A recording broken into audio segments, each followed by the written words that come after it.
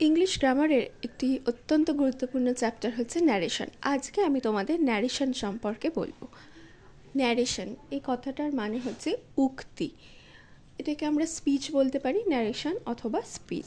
এই স্পিচ হচ্ছে দুই প্রকার, একটা ডাইরেক্ট স্পিচ আর একটা হচ্ছে ইনডাইরেক্ট স্পিচ। স্পিচ কি, এই যে আমরা কথা বলি, এটা যখন অবিকল উল্লেখ করা হয়, মানে বক্তা যে কথাটা বলছে সেটা যখন অবিকল উল্লেখ করা হয় তখন তাকে আমরা ডাইরেক্ট স্পিচ বলি। আর যখন বক্তার কথা অবিকল উল্লেখ না করে আমরা অন্যভাবে বলি, ঠিক আছে, তখন আমরা সেটাকে বলি ইনডাইরেক্ট স্পিচ। যেমন ধরো, রাহুল বলল যে আজ আমার জন্মদিন। ধরো রাহুল তোমাকে বলছে যে আজকে আমার জন্মদিন। এই কথাটা তুমি যখন তোমার অন্য একটা বন্ধুকে বলবে, তুমি কি বলবে যে রাহুল বলল আজ আমার জন্মদিন? এটা তো বলবে না। তুমি বলবে যে রাহুল বলল আজ ওর জন্মদিন। তাহলে দেখো, এই আমার বদলে আমরা কি ওয়ার্ডটা ব্যবহার করলাম? ওর, আজ ওর জন্মদিন। তাহলে ডাইরেক্ট স্পিচে কিন্তু বক্তার কথা হুবহু তুলে দেওয়া হয়, আর ইনডাইরেক্ট স্পিচে অবিকল ওরকমভাবে না লিখে আমরা অন্যভাবে যখন লিখি বা বলি তাকে বলা হয় ইনডাইরেক্ট স্পিচ। এখানে দেখো আমি একটা উদাহরণ দিয়েছি যে হি সেজ আই অ্যাম বিজি। দেখো এখানে কমা দেওয়া আছে আর এখানে ইনভার্টেড কমা দেওয়া আছে, দেখতে পাচ্ছ? মানে এই কথাটা বক্তা বলেছে যে সে বলল যে আমি ব্যস্ত, আই অ্যাম বিজি। এবার এই কথাটা যখন তুমি অন্য কাউকে বলবে, তুমি কি বলবে? He says that he is busy. দেখো ইনভার্টেড কমাটাও কিন্তু থাকলো না, আর এই আইটা কিন্তু হয়ে গেল হি। মানে তুমি যখন অন্য কাউকে কথাটা বলছো, তুমি কিভাবে বলবে? যে সে বলল যে সে খুব ব্যস্ত, তাই তো? এইটাই হচ্ছে ডাইরেক্ট স্পিচ আর ইনডাইরেক্ট স্পিচের পার্থক্য। তাহলে পার্থক্যটা আমরা দেখো এখানে আমরা দেখেই বুঝতে পারছি যে যখন ডাইরেক্ট স্পিচে লিখব তখন যে বক্তা তার কথাটা একটা ইনভার্টেড কমার মধ্যে থাকবে, কিন্তু ইনডাইরেক্ট স্পিচে সেই কমাটা থাকে না, ঠিক আছে? এই ডাইরেক্ট স্পিচের তিনটে অংশ। তো আমাদের সাধারণত পরীক্ষায় ডাইরেক্ট স্পিচ থেকে ইনডাইরেক্ট স্পিচে করতে দেয়, খুব কমই ইনডাইরেক্ট থেকে ডাইরেক্ট করতে দেয়। তো এই কনভার্টটা আমরা কিভাবে করব ডাইরেক্ট থেকে ইনডাইরেক্টে, এটাই আজকে তোমাদের শেখাবো। দেখো, ডাইরেক্ট স্পিচের তিনটি অংশ আছে। এই যে বাক্যটা লিখেছি সেটা দিয়ে দেখাচ্ছি। দেখো, he says I am busy. এখানে হিটা হচ্ছে দ্য স্পিকার, মানে বক্তা যে বলছে কথাটা। আর সেজ, এটাকে আমরা বলবো রিপোর্টিং ভার্ব। এই যে ইনভার্টেড কমার আগে যেটা থাকবে সেটাকে আমরা বলবো রিপোর্টিং ভার্ব। সেজ মানে বলেছে, ঠিক আছে? এরপরে ইনভার্টেড কমার মধ্যে এই পোর্শনটা, এটাকে বলবো আমরা রিপোর্টেড স্পিচ। তাহলে he says I am busy, তাহলে এই কথার মধ্যে হি হচ্ছে দ্য স্পিকার, সেজ হচ্ছে রিপোর্টিং ভার্ব, আর আই অ্যাম বিজি এটা হচ্ছে রিপোর্টেড স্পিচ, ঠিক আছে? এবারে যখন আমরা ডাইরেক্ট থেকে ইনডাইরেক্টে পরিবর্তন করব তখন কিছু নিয়ম আছে। যেমন বক্তা মানে এই যে দ্য স্পিকার, এ কিন্তু যেমন আছে তেমন থাকবে, ঠিক আছে? আর এই যে রিপোর্টিং ভার্ব এটাও সেম থাকবে, শুধু এই কমা, ইনভার্টেড কমা এগুলো উঠে যাবে, এখানে একটা লিঙ্কার বসবে। আর আমরা এটা একটু অন্যভাবে লিখবো যাতে অবিকল আমরা উল্লেখ তো করতে পারবো না, তাহলে এই পার্সনের চেঞ্জ হবে, ঠিক আছে? দেখো, তো ডাইরেক্ট থেকে ইনডাইরেক্ট করার এইগুলো যেমন চেঞ্জ হয়, ফার্স্ট পার্সনের পরিবর্তন হয়, সেরকম টেন্সেরও কিন্তু কিছু পরিবর্তন হয়। যেমন ধরো রিপোর্টিং ভার্ব, কোনটা রিপোর্টিং ভার্ব? এই সেজটা আমরা বললাম রিপোর্টিং ভার্ব। এই রিপোর্টিং ভার্বটা যদি প্রেজেন্ট টেন্স বা ফিউচার টেন্স হয় তাহলে এই রিপোর্টেড স্পিচের ভার্বের কিন্তু টেন্স বদলাবে না। দেখো ভালো করে লক্ষ্য করো, হি সেজ, এটা কিসে আছে? সেজ লেখা আছে, তাই তো? এটা তার মানে কোন টেন্সে আছে? প্রেজেন্ট টেন্সে। তাহলে এইটা যখন রিপোর্টিং ভার্বটা প্রেজেন্ট টেন্সে থাকবে তখন রিপোর্টেড স্পিচের ভার্বের টেন্সের কিন্তু কোনো পরিবর্তন হবে না। তাহলে এইটাই যখন আমরা লিখব ইনডাইরেক্টে তখন কিভাবে লিখবো দেখো। তাহলে আমি কি লিখেছি দেখো, he says that he is busy, দেখো এখানটা আই এম বিজি ছিল, সেটা হি ইজ বিজি, মানে এটা প্রেজেন্ট টেন্সেই কিন্তু লেখা আছে। বুঝতে পেরেছো? আরও কতগুলো আমরা করি, তাহলে তোমরা বুঝতে পারবে ভালো করে। প্রথমে দেখো লেখা আছে প্রথম বাক্যটা, I say I am okay. তাহলে দেখো এখানে কি লেখা আছে, সে লেখা আছে, দেখে বুঝতে পারছি এটা কি প্রেজেন্ট টেন্সে। তাহলে কিন্তু এই যে রিপোর্টেড স্পিচটা আছে, এটার ভার্বের টেন্সের কোনো পরিবর্তন হবে না, মানে আমাকে এটা প্রেজেন্ট টেন্সেই লিখতে হবে। যেহেতু এটা প্রেজেন্ট টেন্সে আছে, এই পোর্শনটাও আমরা প্রেজেন্ট টেন্সে লিখবো। তাহলে কি লিখবো? তাহলে লিখবো, দেখো তাহলে আই সে, আমি কি বললাম প্রথমে, যে যে স্পিকারটা কিন্তু সেম থাকবে, ঠিক আছে? তাহলে এখানে আই লিখবো, এরপরে যে ভার্বটা থাকবে রিপোর্টিং ভার্ব সেটাও কিন্তু একই থাকবে, তাহলে এখানে সেই লিখবো, আই সে। এরপরে কি আছে, কমা আছে, ইনভার্টেড কমা আছে, এই কমা ইনভার্টেড কমা এইসব কিন্তু আর থাকবে না, আমরা এখানে একটা লিঙ্কার যোগ করব, সেটা আমরা এখানে দ্যাট যোগ করব। লিখব আই সে দ্যাট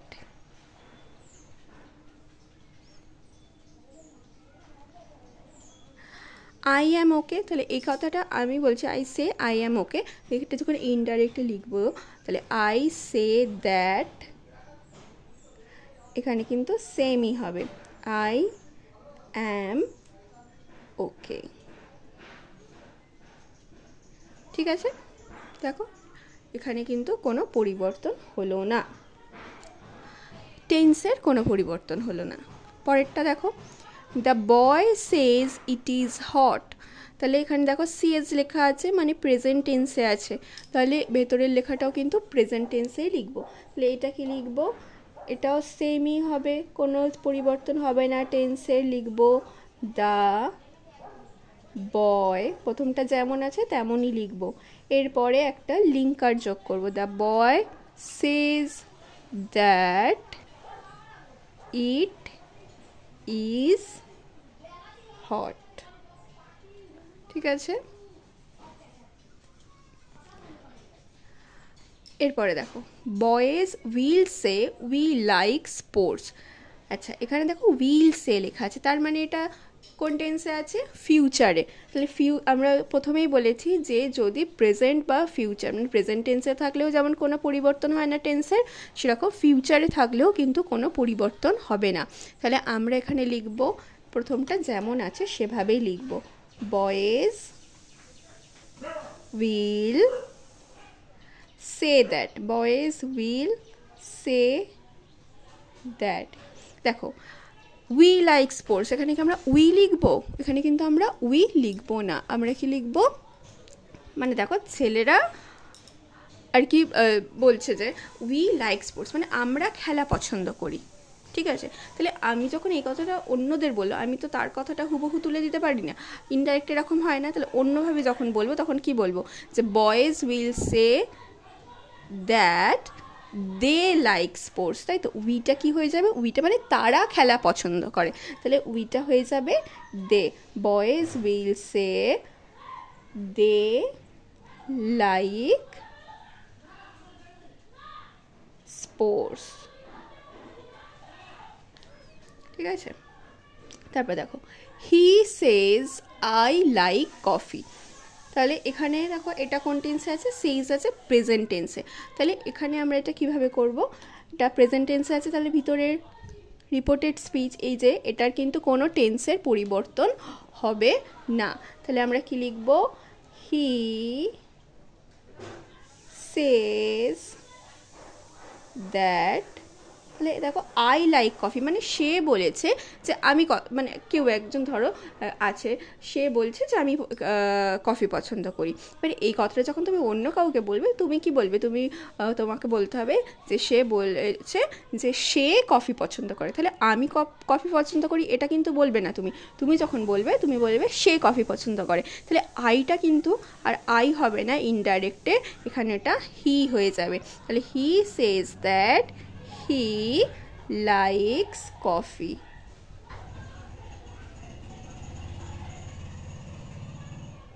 আচ্ছা দেখো এখানে কিন্তু আমরা লাইকটা লাইকস লিখেছি, কেন বলো তো, যেহেতু এটা আমরা প্রেজেন্ট টেন্সে লিখছি, সিম্পল প্রেজেন্ট টেন্সে এই যে হিল, তো হি কি, হি একটা থার্ড পারসন সিঙ্গুলার নাম্বার হলে ভার্বের সাথে কিন্তু একটা এস বা ইএস যোগ হয়, তাই লাইকের একটা এস যোগ হয়েছে। He says that he likes coffee. Okay, next দেখো, এরপরে দেখো, এটা এক ধরনের আমরা করলাম। এরপরে দেখো, এরপরের আরেকটা পার্ট হচ্ছে রিপোর্টিং ভার্বটা যদি পাস্ট টেন্স হয়। রিপোর্টিং ভার্বটা পাস্ট টেন্স, দেখো এতক্ষণ কিন্তু রিপোর্টিং ভার্বটা আমরা যেটা করলাম প্রেজেন্ট টেন্স বা ফিউচার টেন্স, এখন আমরা করব রিপোর্টিং ভার্বটা যদি পাস্ট টেন্স হয়। তাহলে কি পরিবর্তন হবে? তাহলেও কিন্তু এই রিপোর্টেড স্পিচের ভার্বটা পাস্ট টেন্সে হবে। আগে যখন প্রেজেন্ট বা ফিউচার টেন্সে ছিল তখন কিন্তু আমরা কোনো পরিবর্তন করছিলাম না, তাই তো? আর এখানে রিপোর্টেড ভার্বটা যদি পাস্ট টেন্সে হয় তাহলে রিপোর্টেড স্পিচের ভার্বটাও পাস্ট টেন্সে করতে হবে। বুঝতে পেরেছো? তাহলে এখানে দেখো এইটা হচ্ছে আমাদের রিপোর্টিং ভার্ব। তাহলে এখানে দেখো সেড লেখা আছে, সেড মানেই আমরা বুঝতে পারছি এটা পাস্ট টেন্সে আছে, তাই তো? তাহলে দেখো, they said the boy is lazy, তাহলে আমরা কি লিখব? দে, তো প্রথমটা যেমন আছে তো তেমনই লিখব, দে সেড দ্যাট। দেখো, দ্য বয় ইজ লেজি, এইটা কোন টেন্সে দেওয়া আছে? এই রিপোর্টেড স্পিচটা কোন টেন্সে দেওয়া আছে? দ্য বয় ইজ লেজি আছে, প্রেজেন্ট টেন্সে দেওয়া আছে, কিন্তু আমাদের এটা কিসে লিখতে হবে? পাস্ট টেন্সে লিখতে হবে। ওকে, তাহলে আমরা লিখব the boy said that, sorry, they said that the boy is lazy আছে, আমরা পাস্ট টেন্সে তাহলে কি লিখব? Was lazy. They said that the boy was lazy. তারপরে তো দেখো, girls said we are playing, তাহলে এখানে গার্লস সেড লেখা আছে, সেডটা পাস্ট টেন্সে, আর এটা দেখো উই আর প্লেইং, এটা কিসে আছে? এটা প্রেজেন্ট টেন্সে আছে, তো we are playing present continuous টেন্সে আছে। তাহলে এখানে আমরা কি করব? এখানে যেহেতু আমাদের রিপোর্টিং ভার্বটা পাস্ট টেন্সে আছে, তাহলে এই স্পিচটাও, রিপোর্টেড স্পিচটাও আমাদের পাস্ট টেন্সে লিখতে হবে। এটা যেহেতু প্রেজেন্ট কন্টিনিউয়াস আছে, আমরা পাস্ট কন্টিনিউয়াস করে লিখব। তাহলে দেখো, গার্লস প্রথমে যেমন আছে লিখে দেব, গার্লস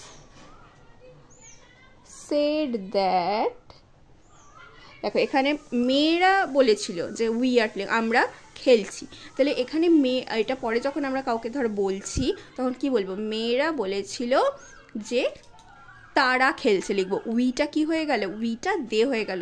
বুঝতে পারছো এখানে পার্সনের কীরকম পরিবর্তন হচ্ছে? তাহলে গার্লস সেড দ্যাট দে হবে, উইটা হয়ে যাবে দে। এবারে আর আছে, তো আর এর পাস্ট টেন্স কি? ওয়্যার, তাহলে লিখবো দে ওয়্যার playing.